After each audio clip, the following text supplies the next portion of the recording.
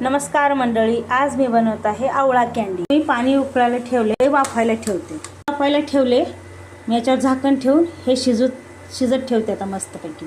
तर झाकण ठेवले, आता ह्याला 15-20 मिनिटं चांगली वाफ आली ना, मग मी आवळे काढून घेते बाजूला। हे बघा, आता माझे आवळे शिजून तयार आहेत।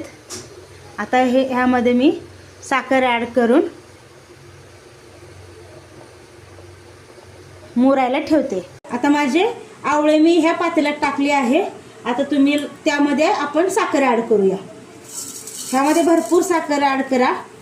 हवा असेल तर कमी पण करू शकता, कारण कुणाच्या घरी शुगर पेशंट असेल ना, तर तुम्ही यामध्ये गुळ पण घालू शकता। गुळाचे पण आवळाचा मुरब्बा खूप सुंदर या कँडी छान होते। आता ह्याला तुम्ही असं थोडंसं हलवून मिक्स करून घ्या आणि ह्याला 4 दिवस उन्हामध्ये ठेवा या घरामध्ये ठेवा। मस्त असं हा आवळा मुरतो आणि मग याला मस्त असं चाळणीमध्ये ठेवा या ताटात ठेवून उन्हाला मस्त वाळवून घ्या। 4 दिवसानंतर खूप अशी मस्त क्रंची गोड अशी कँडी होते, जेणेकरून मुलांना माझ्या तर मुलांना आवडते। तुम्ही पण नक्की ट्राय करा।